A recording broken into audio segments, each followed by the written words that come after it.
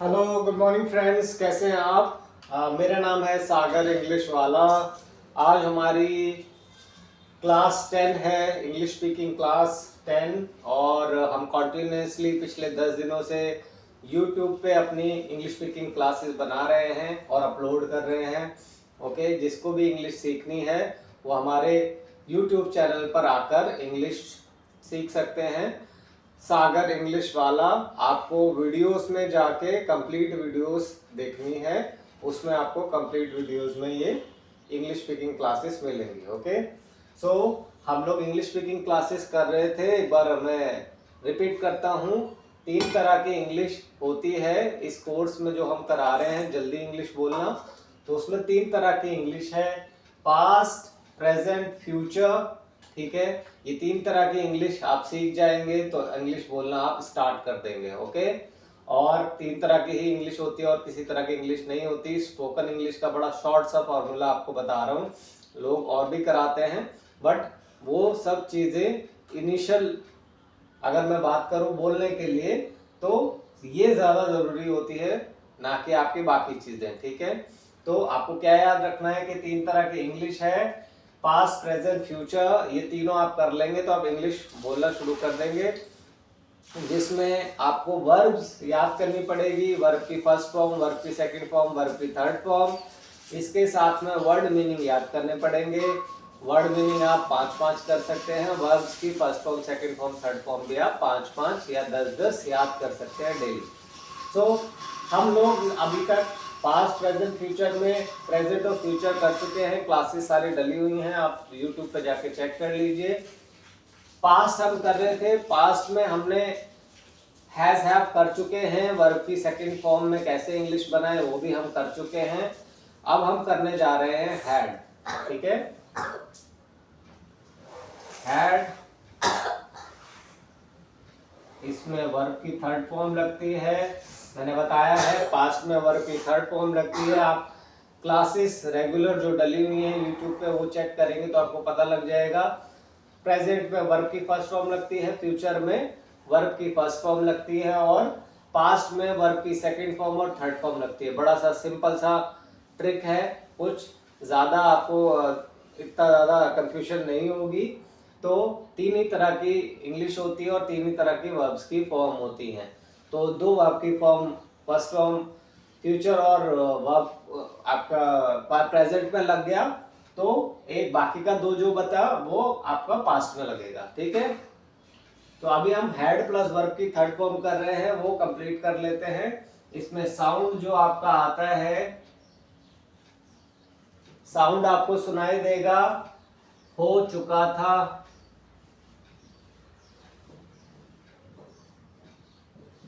कर लिया था,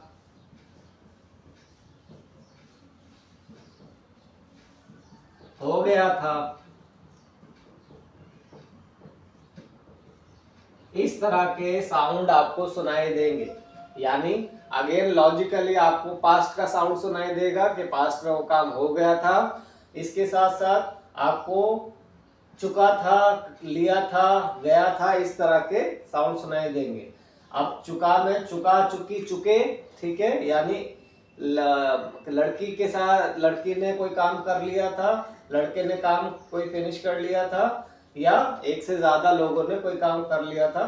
इस तरह के सेंटेंसेस रिपीटेडली हमारे आते हैं। ठीक है, तो इस तरह के सेंटेंसेस आपको करने हैं। तो मैं बात करता हूँ हैड की। हैड में हमने एग्जाम्पल ले लेते हैं, जैसे मैंने खाना खा लिया था। ओके, मैंने खाना खा लिया था। मैंने खाना खा लिया था को आप कैसे लिखोगे, आई हैव।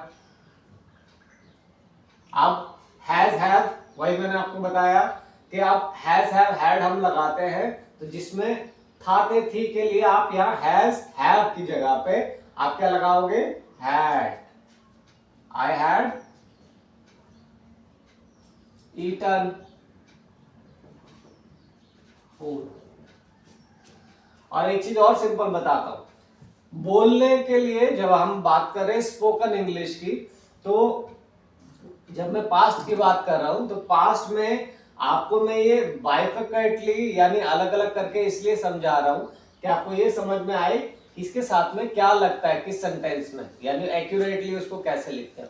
बट जब हम स्टार्टिंग कर रहे हैं, जब स्टार्टिंग में सीख रहे हैं, एक्यूरेसी के साथ साथ हमें सबसे पहले ध्यान देना है स्पोकन इंग्लिश पे कि हमें बोलना कैसे आएगा। तो उसके लिए शॉर्ट सा फॉर्मूला है, मैंने जैसे बताया, प्रेजेंट में वर्ब की फर्स्ट फॉर्म लगती है, फ्यूचर में वर्ब की फर्स्ट फॉर्म लगती है, और रूल लगते हैं इज एम आर वर्ब की first form, will plus verb की फर्स्ट फॉर्म। पास्ट में हैज, हैव, हैड, इसके अलावा वर्ब की सेकंड फॉर्म में टेंसेस बनाए जाते हैं, इंग्लिश बनाई जाती है।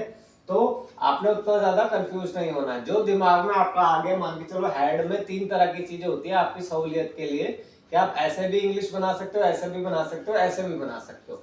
सो आपको याद नहीं आ रहा, आपके वर्ब की सेकंड फॉर्म में आपने बोल दिया, कोई इसी को आपने वर्ब की सेकंड फॉर्म में अगर बोल दिया, खाना खा लिया था आपको, तो कोई कुछ नहीं कहेगा। आई हैड ईटन फूड की जगह आई हैव ईटन फूड आप अगर बोल देते हैं तो it's not wrong. Why it's not wrong? Because हम स्पोकन इंग्लिश क्लासेस में हैं, हमें बोलना सीखना है, यानी अपनी जो चीज है वो किसी को समझानी है, या उसने कोई चीज बोली है वो मुझे समझनी है, ठीक है। तो आप इसको हैजर्ड में भी बोल सकते हो, इसके अलावा आप इसको सेकंड फॉर्म में भी बोल सकते हो, आई एट फूड, ठीक है, ऐसे भी बोल सकते हो। तो ये आपको अलग अलग इसलिए समझा रहे हैं कि कंप्लीट इंग्लिश जैसे हमने आपको समझानी है वो हम कर रहे हैं, ताकि आपको अलग अलग समझ में आए कि हैजर्ड कहाँ लगता है, हैड कहाँ लगता है, वर्ब की सेकंड फॉर्म कहाँ लगती है। बाकी आप तीनों में कंफ्यूज नहीं होना है, आपने बोलना शुरू कर देना फटाफट से, जो भी दिमाग में आया हैजर्ड आ गया हैजर्ड में बोल दिया। वर्ब की सेकंड फॉर्म आपके दिमाग में आ रही है आई एट फूड, आप आई एट फूड बोल सकते हो। उसको बस ये बताना है कि मैंने पास्ट में कोई काम कर लिया है, या वो कोई काम बता रहा है, तो आपको ये समझना है कि ये हैड लगा के बोल रहा है, हैजर लगा के बोल रहा है, ये वर्ब की सेकंड में बोल रहा है, तो वो कोई पास्ट की चीज के बारे में बता रहा है, उसको आपने फिर रिप्लाई करना है। Okay, so I had eaten food हो गया। इसी तरीके से कोई भी सेकंड चीज हम बोल रहे हैं, सीता ने पाठ पढ़ लिया था, सीता ने पाठ पढ़ लिया था,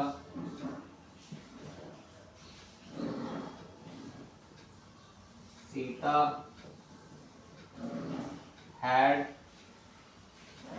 अब पढ़ने को क्या बोलते हैं हम लोग, स्टडी। हमने जैसे बताया कि मैं कोई भी चीज रीड करता हूँ या स्टडी करता हूँ, तो अब यहाँ पर क्या कर रहा है कि वो कोई पाठ पढ़ रही है, किसमें से, अपनी बुक में से पढ़ रही है, उसके लिए हम रीड लगा देंगे, रीड, रेड, रीड, ये तीनों फॉर्म इसकी यही होती है। Sita had read. अब रीड, रेड, रेड पढ़ते हैं वैसे तो, आप जब बोलेंगे तो रीड, रेड, रेड पढ़ते हैं इसको, आप इंग्लिश बोलने में, स्पोकन में आप रेड लगा सकते। Sita had read the lesson, ठीक है, सिंपल है। मैंने की जगह आई आ गया, ठीक है, लिया था की जगह पे हैड लगा दिया हमने।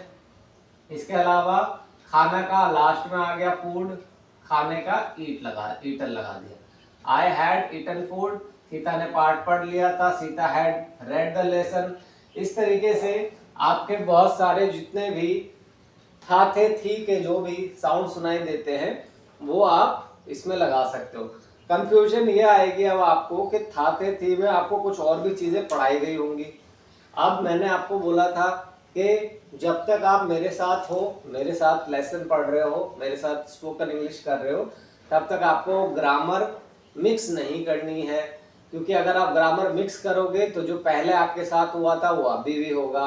क्या हुआ था कि आप बहुत सारी ग्रामर जब आपको पढ़ाई गई थी तो आपने उन ग्रामर को यूज करने की कोशिश की, वो आपस में क्लैश करा कि वो भी एक जैसी है, वो भी एक जैसी, कहाँ लगानी है।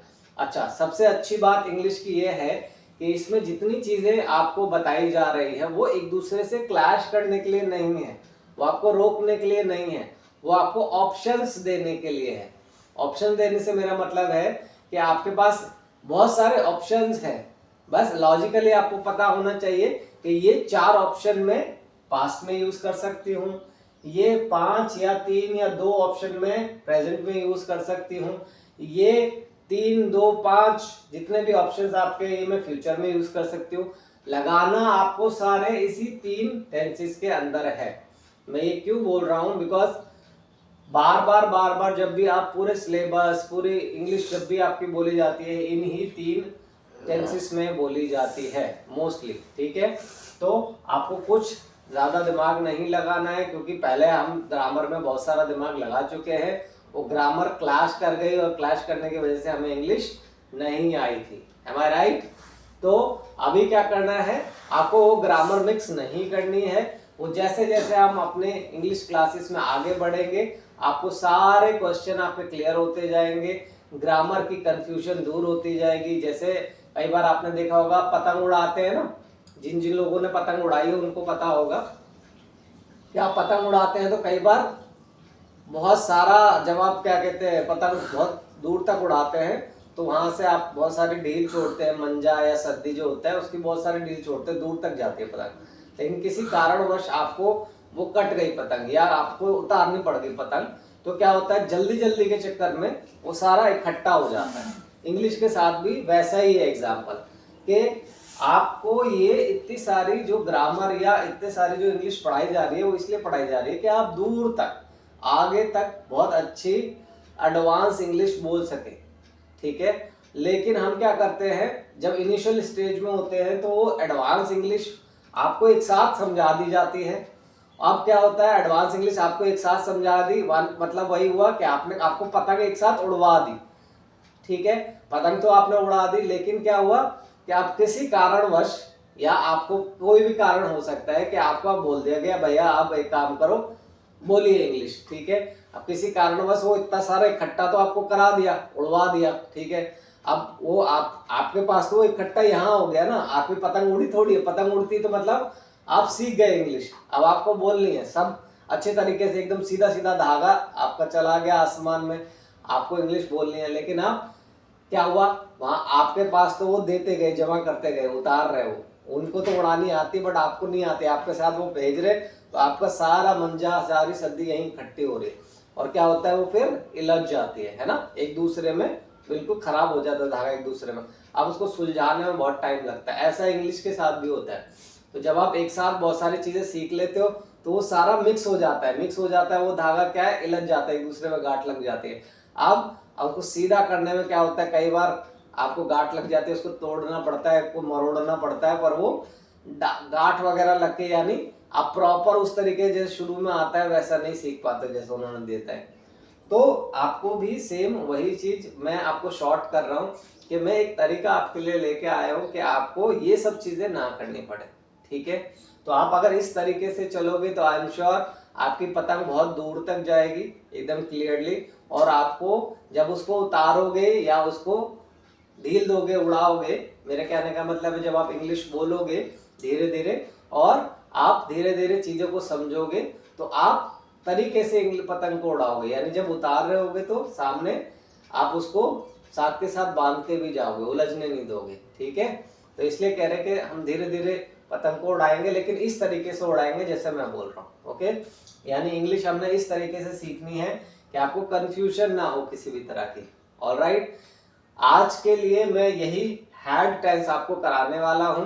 अब धीरे धीरे हम कोशिश करके इसको और शॉर्ट तरीके आपको बताएंगे, यानी यहां तक आप ऑलमोस्ट 99% इंग्लिश सीख चुके हैं। मैंने आपको अपनी 7 क्लासेस का वादा किया था कि 7 क्लासेस तक आप इंग्लिश सीख जाएंगे, आप इंग्लिश बोलने लगेंगे। ये जब मैं हैड करवा रहा हूं तो आपको ये समझ लेना है कि आप ऑलमोस्ट सारी इंग्लिश सीख चुके हैं, यानी 3 तरह की इंग्लिश आपको आ चुकी है। अब आपको प्रैक्टिस करनी है, सेंटेंसेस बनाने हैं। आपको कोई कंफ्यूजन है आप मुझे कमेंट कीजिए। मेरा इंस्टाग्राम चैनल है, इसके अलावा मेरा फेसबुक चैनल है, यूट्यूब पे तो वीडियो में डाल ही रहा हूँ, ठीक है। सागर इंग्लिश वाला सर्च कर लीजिएगा, आप उस पर ज्वाइन कर सकते हैं मेरे को, और मुझे कमेंट और कर सकते हैं। और कोई भी कंफ्यूजन हो तो आप मुझे बता सकते हैं। आज की क्लासेस के लिए इतना ही है, एक बार चेक कर लीजिएगा। Thank you so much.